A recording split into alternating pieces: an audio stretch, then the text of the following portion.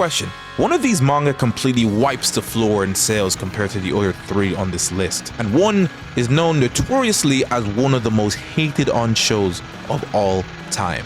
The answer to both is Fairy Tail. This is a case I'd like to label as bad anime. A guilty pleasure show, despite having objective issues most of the fan base can agree on, has aspects to it that are so captivating and entertaining that fans ignore anything else that could be wrong and constantly give their time and energy into it. Why did we ignore these obvious issues back then? Why do their respective fandoms still say they're worth watching? And why do I low-key agree with them? Whatever happens, happens. We are not just a guild, we are not just friends, we are family. Fairy Tail forever! 328 replies. For better or worse, Fairy Tail is a battle action shonen where the plot armor is so heavy that even LeBron James himself could not carry it to the finals. It also has a lot of this stuff. Also, no one dies in this show. Let me give you an example. This guy is the guild master of Fairy Tail, right? More so than just a guild master, he's like a dad to all his members. And like any dad, he puts his life on the line so the future generation can continue to live on, no matter the cost. Fairy Law, a forbidden spell passed on to Fairy Tail elite members as a surefire one-shot kill to defeat every enemy in the vicinity while also never harming those that the user deems as allies. After giving an emotional speech about passing down the torch to the younger generation, with a happy heart, he uses his spell to save the lives of everyone in the guild, dying as a true hero. Hiro Mashima has openly stated he didn't want to kill off any characters because he's scared of fan reaction. Apparently his last manga, Rave Master, had a lot of main character deaths and he wanted to do something different. Look, I haven't read Rave Master, but it don't look like no berserk that has depressing deaths all throughout, okay? You know what I think? I think this guy's just chatting. And sometimes he doesn't even try to hide the fact it doesn't make sense and they will literally hold hands and think about their friendship. Oh my God. But honestly, the same point that makes me hate this show so much is the same reason why I can't help but smile ear to ear when I hear this music. Because what this music represents, first of all, is some BS is about to happen, but also some pretty emotional scenes. Fairy Tail unapologetically wears the fact that it's all about friendship on its sleeve. Because in a world where people have lost family to sickness, famine, war, greed, and abandonment, this group of weird, loving, ecchi, weird misfits are worth fighting for. Time and distance are irrelevant when it comes to the matters of the heart. These bonds, these true, genuine bonds, are unbreakable.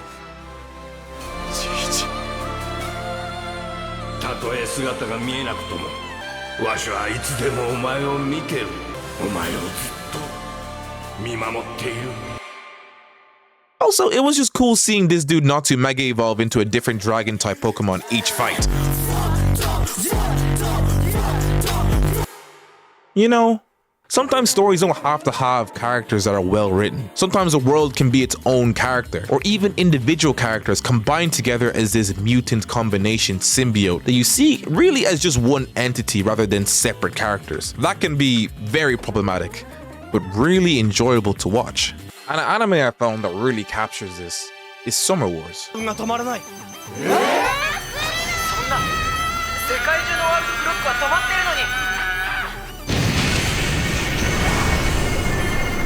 Before Aincrad, Meta, or any other kind of Neuralink, we had the OZ. Your online one quick stop in the 2000s where you could buy groceries, watch sports, and do real-time Tekken combos all from a flip phone. On paper, this anime isn't for me. The female lead is this narcissist teenager who forces this shut-in nerd to be her fake boyfriend to impress her family. Sounds like the intro to a Disney movie. Most of the characters are these blank sheets of paper that recite lines that have nothing to do with the plot. People are bipolar in this anime, going ballistic on people in one scene and then become suddenly Mother Teresa in others. And not to mention this nonsensical scene where everyone in the world apparently knows when this final battle is happening and spirit bombs his villain to death. Like, guy, what is this? Bro, this kind of stuff does my head in because it makes no sense. I mean, I felt all this, but I couldn't get enough of everything else this anime had to offer. We stood tall against Tokugawa's army of 150,000. But didn't we lose that one? There's more to valor than fighting only when you think you'll win or sitting it out every time you think you'll lose. The Jinouchis have fought losing battles throughout history.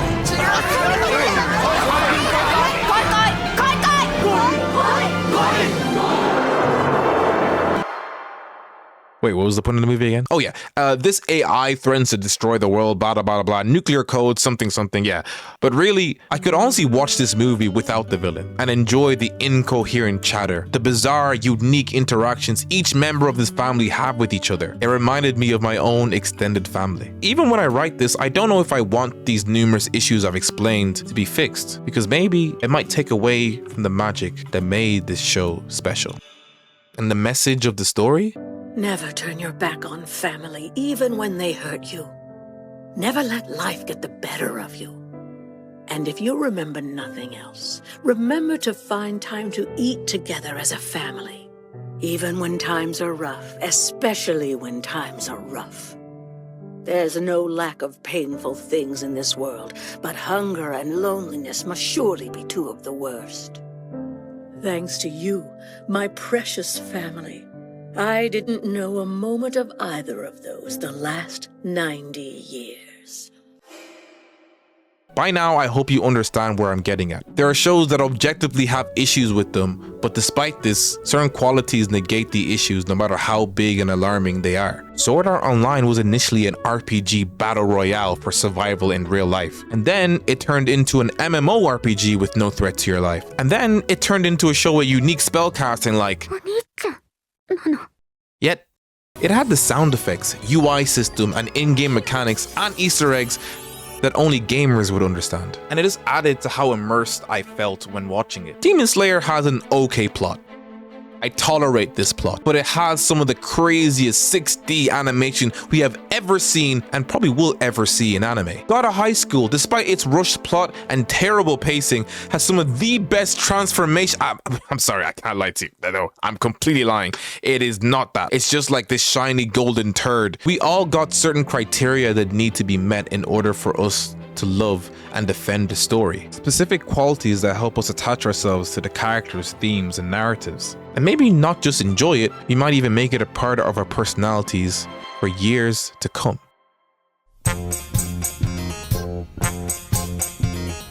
So, you know how everyone says the Dragon Ball franchise is like the godfather of anime? I looked at the top 50 shows on Mal and researched if I could find any direct inspiration from Dragon Ball for each of them. And from the 50 shows listed, I found a direct inspiration from a whopping 93% of them. But despite this, even the most generous fans would agree that this isn't the best anime of all time. I mean, the biggest point of issue is that everything takes too long. Entire arcs of anime have been wrapped up the same time it took Goku to defeat Frieza. And that was just one section of Namek. For anyone who enjoys new gen anime, that sounds like torture. Because it is. There are millions of other issues with this series and millions of other people that have gone out of their way dissecting these issues and defending some of these claims to a pretty convincing degree. So I'm willingly choosing not to talk about that in this video. So then, why would I put my reputation on the line to defend this story? Why do I accept its faults but still stand on business for it being one of the greatest stories ever told? Well, to answer that, we gotta open into a story time. It was Dragon Ball that exposed my rare condition that would change my life forever. It was spring of 2009 and I had gone to my local library to check out some new books I had ordered in. And while I was waiting in line, I saw this older guy checking a red book whose cover really struck out to me. Immediately, I asked the librarian about it, and within minutes, I had skimmed through the blurb of this book. It was the original Dragon Ball manga. Without a second's hesitation, I grabbed as many volumes as I could and ran back home as I was mesmerized at what I read. Each chapter, these kids routinely pushed their body to the limit, all in order to be a better version of themselves that they were yesterday. Then by doing this, they opened up a whole new world of people to meet and see. This gradual increase in discipline and training, it lit a fire in my soul. I felt a new pathway in my mind spark and a new philosophy in my head become instilled. It was something that stuck with me for years when I started training as an athlete, when I started lifting weights, when I studied for exams, or even when I make these videos. This is when my condition flared up. This is when I became a self-diagnosed self-improvement junkie. Work well, study well, play well, eat well, and sleep well. This is the way of the 𝓑𝓐𝓓 style.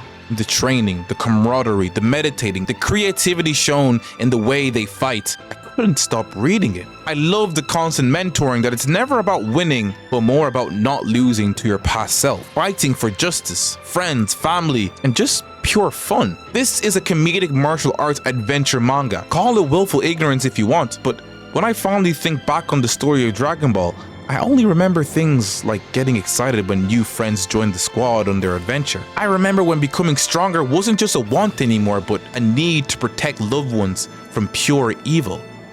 I remember the driving lessons episode, for God's sake. So I don't need anyone to try and tell me this story has its flaws. I know them.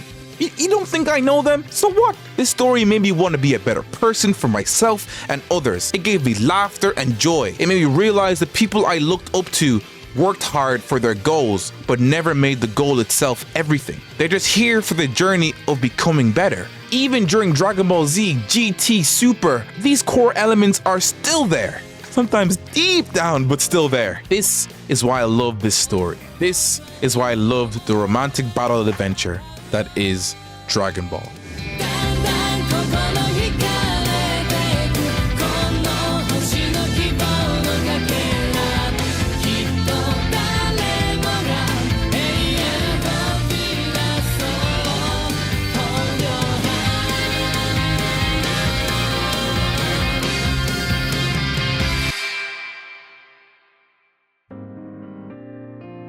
Halfway through the script, I got news of the creator of Dragon Ball passing away, which honestly is something I don't even think could happen in my timeline. For some reason, I linked the immortality of Dragon Ball's success, and it hit me like a truck when I confirmed that he was actually gone. For the sake of this video, I had to rewatch and reread a good few scenes from Dragon Ball, and although it would be 10 times easier just to sit here and say the show is perfect because the man has just passed, it would be disingenuous. Dragon Ball at times is dated with practices for writing and animation that was okay back in the 90s, but certainly not now. But in the same breath, it contains scenes and character themes that remind me why I fell in love with the story in the first place. Things I look for in stories till this day. And that's the point of the whole video. We should be allowed to show appreciation for aspects of a show we love without an onslaught of people pointing out that just because there are major issues with something, that it's unwatchable. This policing of what people are allowed and not allowed to watch makes me reminisce of the days when I used to watch tons of anime that even back then